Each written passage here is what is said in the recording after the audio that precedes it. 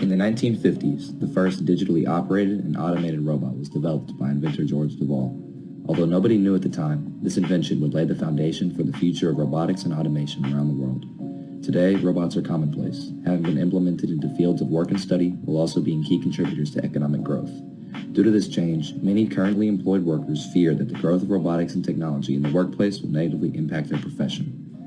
I set out to find the answers to the questions you may have about robots, automation, and the future of the workforce. By meeting with 3 different people from 3 different walks of life, all affected by robots in some way, you and I will be able to come to a consensus on the positives, the negatives, and everything in between on what robots mean for the future of the workplace.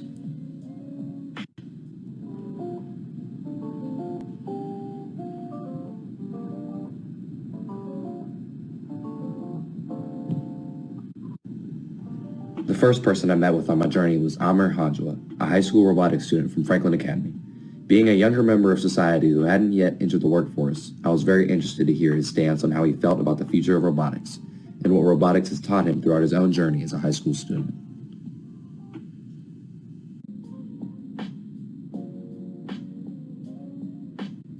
From a little age, I've always been interested in building, eating Legos and also many other robots. So when I saw there's a robotics team, you're like, oh, this might be something that. So when it comes to robots and sort of the workforce, I know you're not obviously working yet, but that's something that's right around the corner for you. How do you see robotics impacting the workforce in the future, and what role do you envision for yourself? Well, I see robotics mainly taking over robotics can build cars by itself maybe, and basically do other jobs that humans can't do. Well, the software side of the robotics team, they're taught Java. Java is actually very simple. They also it gives them the basics of programming. They can also use that later. Last question, where do you see robotics going in the near future when it comes to the workforce? Mostly taking over the simple jobs. Maybe robotics being the janitor of a school instead of a person. Okay. Thank you for your time, Amir.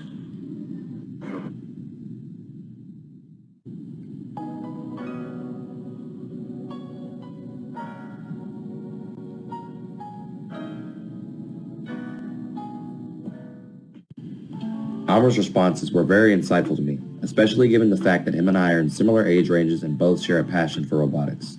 His answers show that although many students have a good general understanding of robotics and their functions, they may not fully grasp their significance in the workforce. To find more concrete information on this matter, I didn't have to go far. My next interviewee, my dad, works in data integrity at the company Eli & Lilly, and had a lot to say about coexisting with robots in the workplace, along with his own predictions on where he thinks robotics is going in the future. Okay, so I'm Julian Young. I'm the site data integrity leader for Eli Lilly at the RTP site. Basically what I do is I make sure that all the data that's generated by the company meets integrity standards. So we have a lot of regulations and requirements within the pharmaceutical industry, and I make sure that any of the robots or any of the people that create processes and create data, all that information is accurate.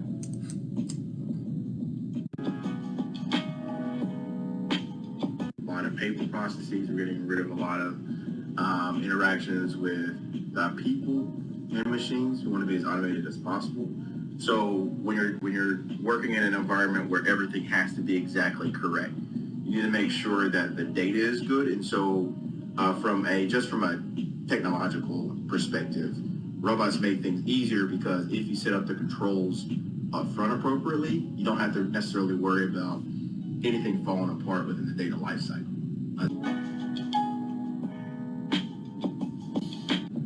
You have a line that assembles devices, and it's all people. They can assemble something like 10,000 devices per hour. We have a semi-automated line, which is mostly the machine doing activities, but then there are people still that are involved with it. I think those lines do something like anywhere from 20 to 40,000 devices over the course of an hour. We have a fully automated line. That line can do anywhere from a few 100,000 devices. And so when you have computers and you have robots and systems that behave off of scripts, they continue to do the right thing over time. And so you don't have to worry about some of the inefficiencies that you would have if you have people. I think that's really important to kind of understand, right? Like, I create a robot, I set it up, I create a script for it, and if that script is working appropriately, the robot does the same thing the same way every single time.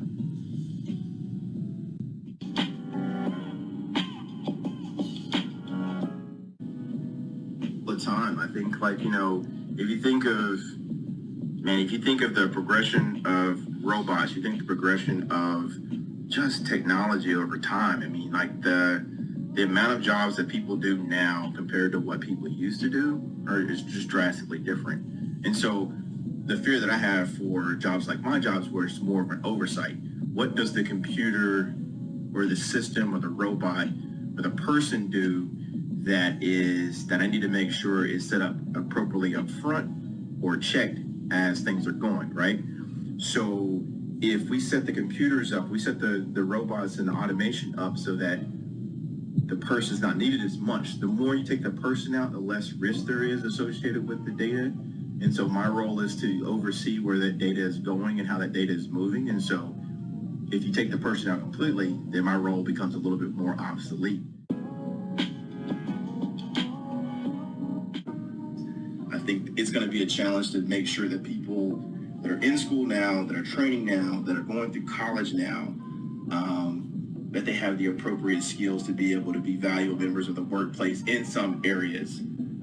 So it's really going to be important. But I think that it'll be interesting to see in 15 years and 20 years where technology is taking us and how much of the person is a part of the entire process.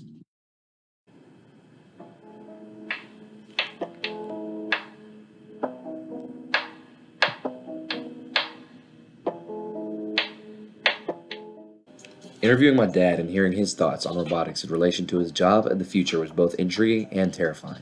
Hearing some of his skepticism about the future of his own job, along with certain jobs in the future, can definitely be intimidating for those wanting to go into fields of work that robots are implemented into. With this being said, I had to find even more concrete answers from someone who knew more about robotics than any of my previous interviewees. I was able to sit down with Elliot Locke, a technical service and manufacturing science professional at Eli and Lilly. Elliot interacts with robots every day in his profession, and his interview allowed me to hear one last take on the current state of robotics and working environments and what their development over time means for the workplace's future.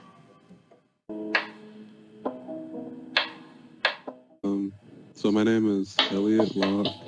I work in technical services, manufacturing science, and so at Lilly that's called TSMS, and we're supposed to be like the stewards of the product, and then I guess in some cases the process, but there are global stewards that are over, like they're called product stewards and process stewards. And so essentially at our site we make treatments for diabetes that are auto-injectors, and so the drug product comes in syringes, like glass syringes, similar to if you took like the COVID vaccine, when they injected you, our device does that for the patient, so they don't have to have like an injected syringe. Essentially, on our lines, we have some that are fully automated, and then we have some that are semi-automated, and so there's a couple different ways that I guess you could say robotics and automation have been integrated into our process. The automation reduces the chance of error, and it reduces like perhaps any type of weight you may have, because it's like just hitting a button and then that signal is transferred to the robot for it to carry out the task. And so there's like a less chance of things actually being messed up or mistakes being made. And so that can also increase your efficiency. Mm-hmm. If you're not a strong person, like that AGV is already prepared to lift a certain amount or do certain tasks that maybe could lead to injury in the workplace. So that's another advantage too. Do they actually really take jobs, or is that sort of more of a myth or a misconception that people have? I think it's a little bit of both, and I think that it causes, if the education system is triggered by the addition of robotics and automation, I think we can actually support it. So I'll explain. So in terms of it like replacing jobs, that's very well true for companies that are, let's say, about the bottom line, which is like how much money can you make? Robots, you don't have to pay them. They can work 24/7. They don't need to rest. If people, let's say if people are replaced by robots, the jobs that would be created as a result, though, would be jobs that are more related to maintaining robotics, or maintaining the robots, maintaining the automation, servicing the lines, servicing the robotics. You're always going to need automation, mechanics, people to perform preventative maintenance on the equipment and the robots. And so there's a lot of jobs that are gonna come out of robotics and automation, but as a like society, we're gonna have to predict and then also try to educate the students so that they can have those jobs, so they understand code, so they understand robotics, understand automation, and then you wouldn't have as many, I would say, unemployed people, because they will work alongside the robots.